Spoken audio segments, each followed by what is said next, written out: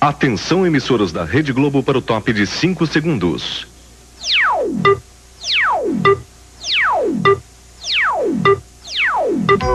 VASP, a melhor distância entre 2 pontos.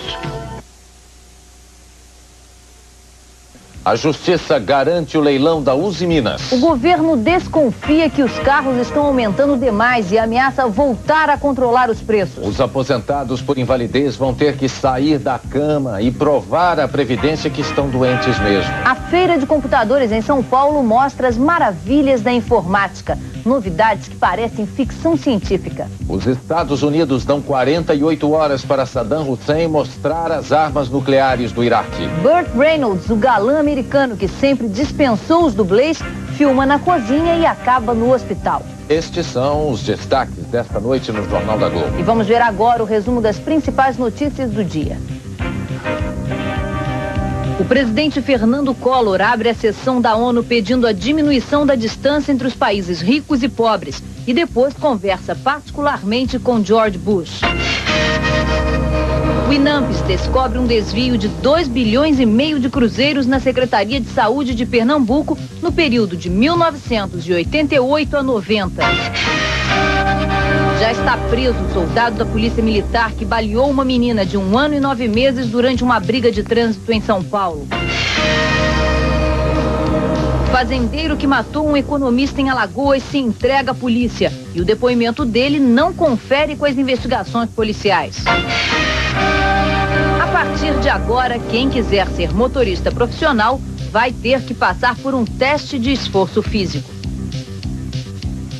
A Justiça garante o leilão de venda da primeira estatal brasileira, a Uzi Minas.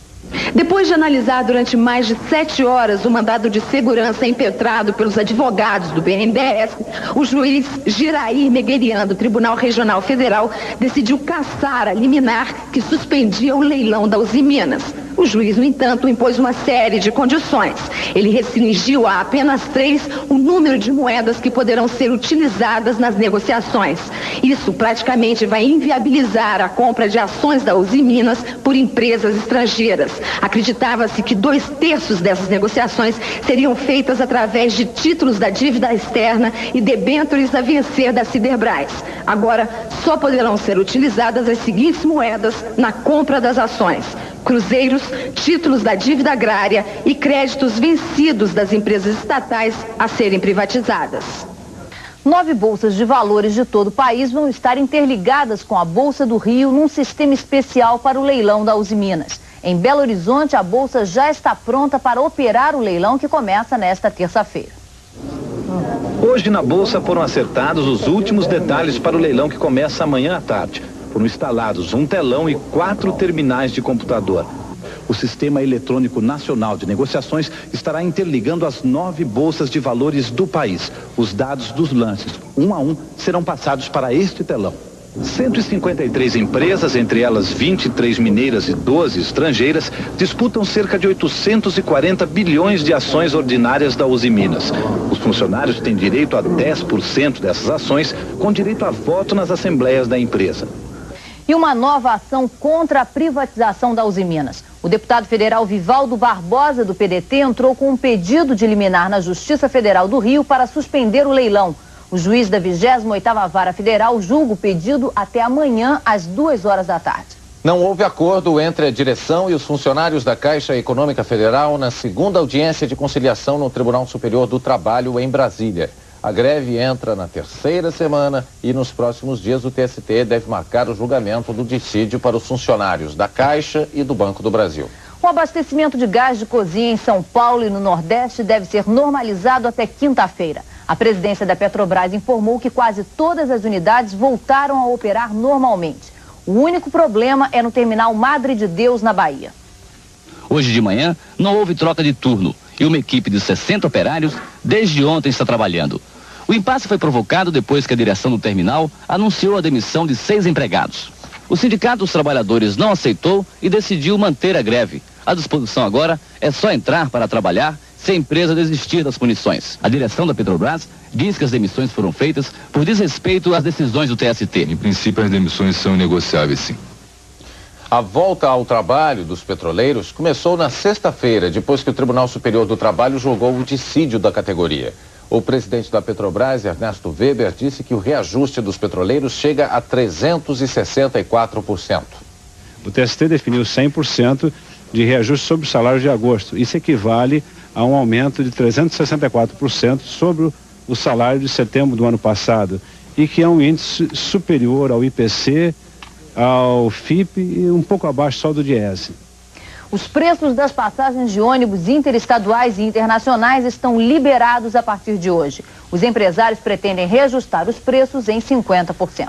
Um flagrante de exploração do consumidor. Comerciantes baianos ignoram a lei e cobram mais caro nas compras com cartão de crédito. Nesse magazine, a Sunab encontrou duas irregularidades. As etiquetas não especificavam os preços de compra no cartão da loja e à vista. E pior, a loja estava vendendo os produtos mais caros no cartão. Essa consumidora comprou um sutiã no cartão por 4.875 cruzeiros. Na verdade, ela deveria ter pago só 3.900 cruzeiros, o mesmo preço cobrado na compra à vista. Essa consumidora ainda pagou a mais do que devia, mas mesmo assim saiu satisfeita.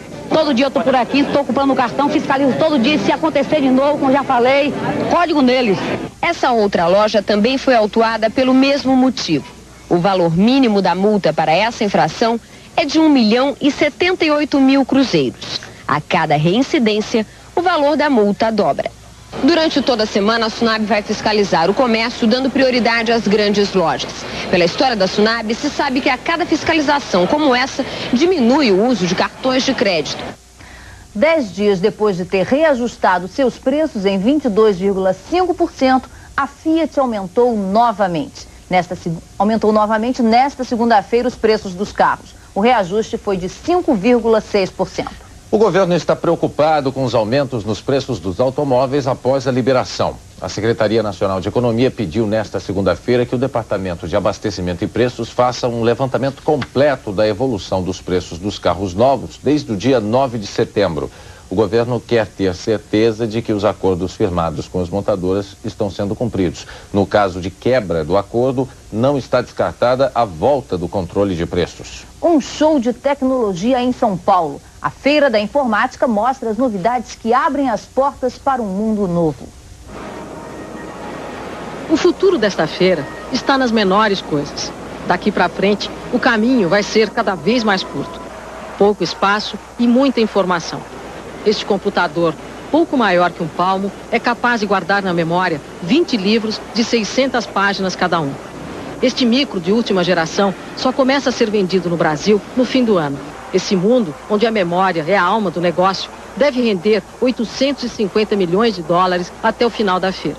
Os grandes negócios que rolam aqui, às vezes alcançam as estrelas. Este supercomputador, dentro de pouco tempo, estará fazendo esses efeitos aqui no Brasil, através da Globograph, que acaba de comprá-lo. Mas ele já brilha há muito tempo, desde que Spielberg o lançou nos Caçadores da Arca Perdida. Estrela de vários filmes, ainda atuou deformando o rosto de Schwarzenegger no Vingador do Futuro. Para quem não se chama Spielberg e não pode ter um supercomputador como esse de 300 mil dólares para fazer aqueles efeitos especiais nos filmes do Indiana Jones, existe uma opção mais simples. Esse computador gráfico de 10 mil dólares. Ele tem um sistema de áudio incorporado. O resultado não é nenhuma guerra nas estrelas, mas não deixa de ser uma viagem. Nesse caso, é essa música, Danúbio Azul, quem vai desenhando essa paisagem que a gente atravessa.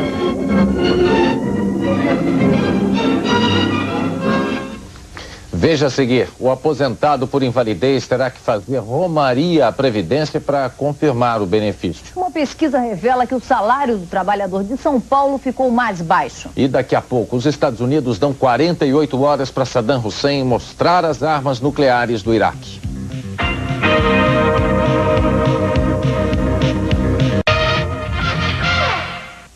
O governo admite negociar o artigo do emendão que prevê a idade mínima de 65 anos para a aposentadoria. O fim da aposentadoria por tempo de serviço é um dos pontos do emendão que causa mais polêmica entre os líderes dos partidos no Congresso. Os líderes dos partidos começaram a examinar hoje as emendas constitucionais do governo. A pedido do ministro da Justiça, Jarbas Passarinho, eles preparam sugestões que ainda poderão ser aproveitadas pelo presidente Collor. O governo quer apresentar um projeto que seja resultado do entendimento com os partidos no Congresso. Numa primeira análise, os partidos que representam a maioria aqui no Congresso reagem favoravelmente a quase todas as propostas de mudança na área econômica, a abertura à iniciativa privada e aos investimentos estrangeiros. Menos favorável é a reação dos partidos às propostas de mudança na área social, ao fim da estabilidade para o servidor público e da aposentadoria por tempo de serviço. Ninguém quer jogar aí com esses direitos. Num país onde a idade média de vida, né, é inferior à idade média de outros países, etc. Mas vamos examinar. Tem uma ideia crescente que é a ideia de buscar uma passagem. Ou seja, você não colocaria imediatamente 65 anos, como são todos os países do mundo. Você criaria um nível que fosse aceito por todos os partidos para o entendimento. Sem dinheiro em caixa e assustada com os novos benefícios que vai ter de pagar, a Previdência resolve checar processos que podem estar fraudados. Na mira, as aposentadorias por invalidez. Nos próximos dias, o governo vai começar a fazer uma triagem, uma revisão de todas as aposentadorias concedidas por invalidez. São centenas de milhares. E com tanta fraude na Previdência, o governo quer ter certeza que essa não é mais uma. O ministro do Trabalho, Antônio Rogério Magri, vai propor mudanças radicais na Previdência ao presidente Fernando Collor. A base da proposta seria a isenção do pagamento da contribuição social para todos os trabalhadores. Em compensação, a Previdência só assumiria as pensões e aposentadorias até 5 salários mínimos, hoje 210 mil cruzeiros. Acima disso, o trabalhador teria que recorrer a esquemas complementares que estão sendo estudados.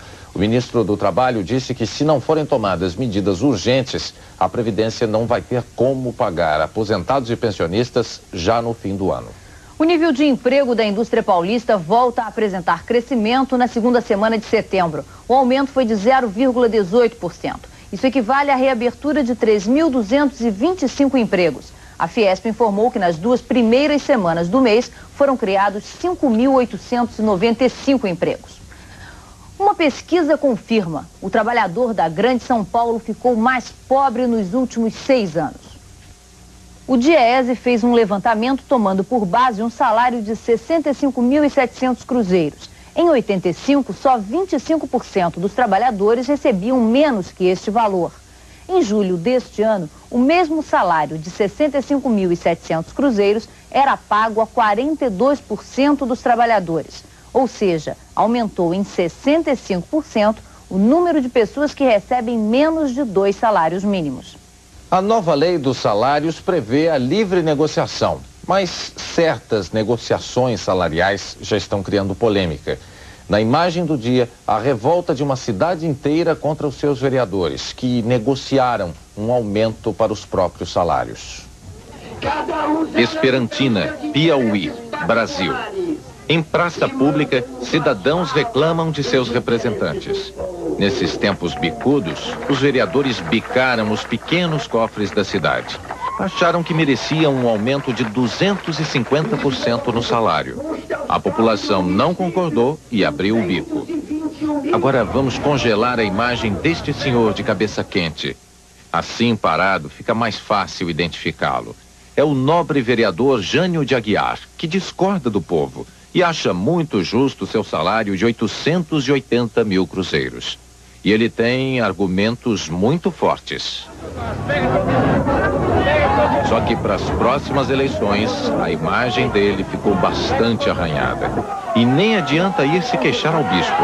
O senhor Jânio Aguiar e mais 8 companheiros já foram devidamente excomungados.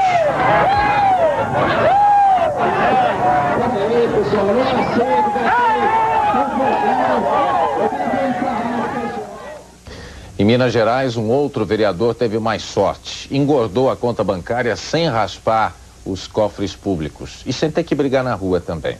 Já o Dinei Justino, de 21 anos, o vereador mais jovem do país, raspou, como milhares de brasileiros, um bilhete da loteria instantânea e ganhou 20 milhões de cruzeiros.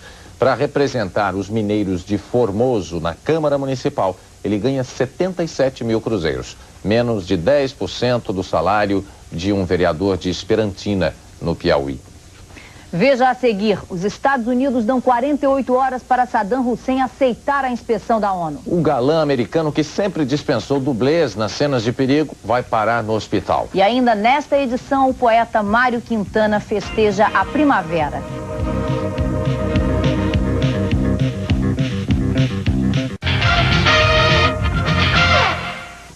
O Greenpeace denuncia o abandono de navios e submarinos nucleares no porto soviético de Murmansk ameaça a população da península de Kola, no norte do país. Algumas pessoas já teriam sido atingidas pela radiação. Perto da península, no porto de Murmansk, estão ancorados vários navios e submarinos nucleares, que carregam um total de 200 reatores. O Greenpeace diz que a mais poderosa esquadra nuclear do mundo está numa perigosa situação de abandono. O grupo denuncia que houve vazamentos e que a população das áreas próximas já teria sido atingida. O Greenpeace apresentou um documento provando que autoridades soviéticas no porto de Murmansk chegaram a se preparar para um acidente nuclear em um dos navios. O acidente poderia matar 60 pessoas e afetar outras 26 mil. A República Soviética da Armênia é a 13ª a se declarar independente. A Armênia declarou a independência em meio às negociações para resolver a disputa do território de Nagorno-Karabakh com o Azerbaijão. Com a mediação do líder russo Boris Yeltsin, as duas repúblicas acertaram um acordo de cessar-fogo imediato na região, onde conflitos étnicos já mataram quase 1000 pessoas desde 88. O líder palestino Yasser Arafat se mostra disposto a colaborar para a paz no Oriente Médio. Na abertura do parlamento palestino no exílio, o chefe da Organização para a Libertação da Palestina prometeu trabalhar para o sucesso da conferência de paz marcada para o mês que vem. Representantes palestinos devem se encontrar dentro de pouco tempo com o secretário de Estado americano James Baker. Pela primeira vez desde o início da Guerra Civil na Iugoslávia, um acordo de cessar-fogo é respeitado. Os quartéis de Zagreb, capital da Croácia, já recebem água e eletricidade. Hoje, a televisão da República, que se declarou independente, mostrou cenas da última batalha antes do cessar-fogo. Um avião da Força Aérea Iugoslava é atingido em pleno voo. A França, a Inglaterra e a Bélgica pediram um embargo geral do envio de armas à Iugoslávia. Os três países exigiram nesta segunda-feira o fim imediato da guerra civil. O discurso do presidente George Bush na Assembleia Geral das Nações Unidas teve dois alvos principais: Fidel Castro e Saddam Hussein. E a impressão que ficou foi a de que o presidente americano atirou para matar. Paulo Francis.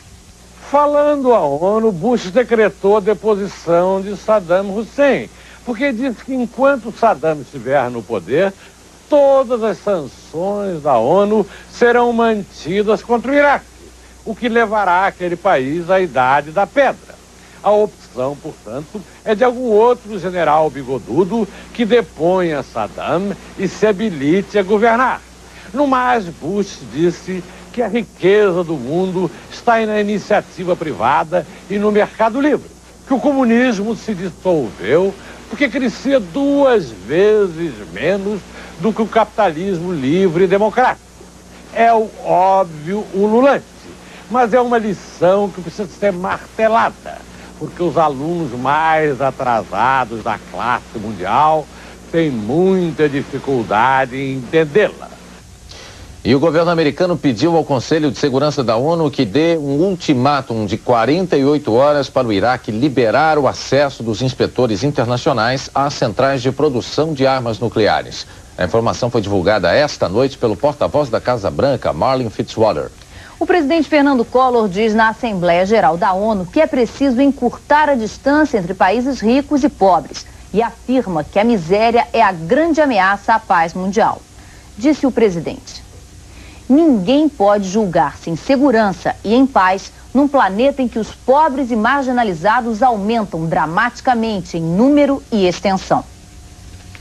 Um ator que sempre dispensou dublês para cenas mais perigosas vai parar no hospital por causa de um take gravado na cozinha. Veja a imagem do acidente. Este incêndio estava no script da série que Burt Reynolds grava para a TV americana.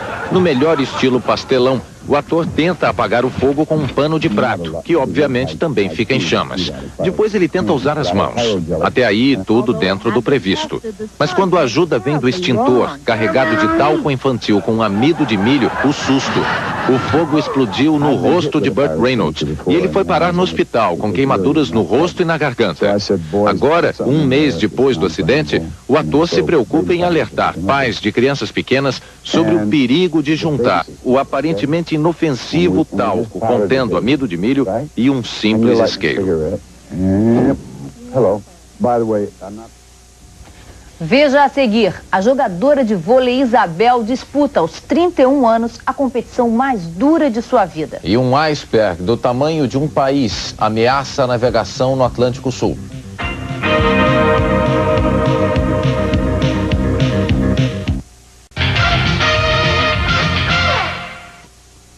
36 milhões de trabalhadores das indústrias brasileiras que não têm água tratada em casa vão receber cloro durante um ano.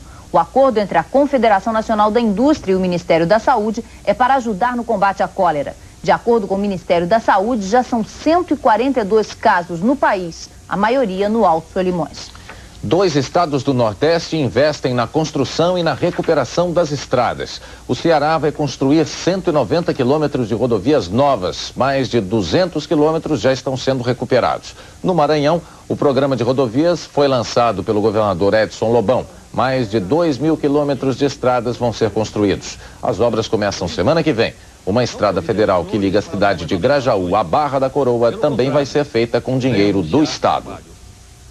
A antiga musa do vôlei feminino, Isabel, quer voltar a jogar. Ela está há 6 meses tentando se recuperar de uma operação no joelho. Força de vontade é o que não falta. Godofredo, seja no charme, seja na técnica, ela foi sempre exuberante. Hoje, aos 31 anos, mãe de 4 filhos, Isabel mantém os 69 quilos de 10 anos atrás. Conserva os traços que fizeram dela a musa do vôlei brasileiro. Só o joelho não é o mesmo. O grave problema que a obrigou a uma cirurgia 6 meses atrás, por pouco não abreviou a carreira de Isabel. Depois de 2 temporadas na Toshiba do Japão, Isabel veio se recuperar no Brasil. Até agora foram mais de 500 horas assim. Médicos, exames, testes, exercícios, uma rotina entediante. Quando você olha para tua perna e vê que ela não tem mais músculo, que só tem um osso, que teu joelho está enorme, bate um tremendo desespero. E o pior é que muitas vezes as pessoas te olham assim, quando você está achando que você está melhorando, aí você encontra uma pessoa que não te viu um mês antes, que você estava muito pior, ela fala, meu Deus, que horror, você está acabada. O pior já passou, mas a expectativa quanto ao futuro continua. Daqui a um mês, Isabel viaja para o Japão. Só que antes de voltar ao time, a Toshiba exige que ela faça um teste e prove a recuperação, para aí sim fazer um novo contrato. Decididamente, não há tempo a perder. O vôlei brasileiro vai fazendo bonito nas quadras, mas o futebol ainda não conseguiu fazer as pazes com o torcedor. E os estádios continuam vazios. Juca Kfouri. Ontem foi um domingo gordo para o esporte brasileiro. O vôlei masculino garantiu a vaga nas Olimpíadas de Barcelona. E o tênis voltou ao grupo principal da Copa Davis. Nesta quinta-feira é a vez do vôlei feminino começar a lutar também para se garantir nas Olimpíadas. Não vai ser tão fácil como no masculino, porque teremos o peru pela frente. Já o futebol teve outro domingo magro, com o torcedor longe dos ultrapassados campeonatos estaduais. Para se ter uma ideia, não é só a segunda divisão italiana não, que tem média de público 3 vezes maior que os campeonatos paulista e carioca, os mais fortes do Brasil. Os campeonatos nacionais do Uruguai, do Chile e da Colômbia também têm médias de 13 a 15 mil pessoas por partida.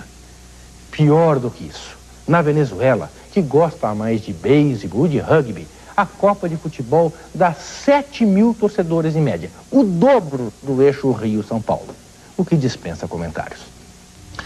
O Botafogo entrou agora à noite em campo no Maracanã, tendo que ganhar do América para continuar com chances de disputar a Taça Guanabara. O Botafogo sai na frente, Pingo toca na direita para Vivinho, que avança e cruza para a cabeça de Renato.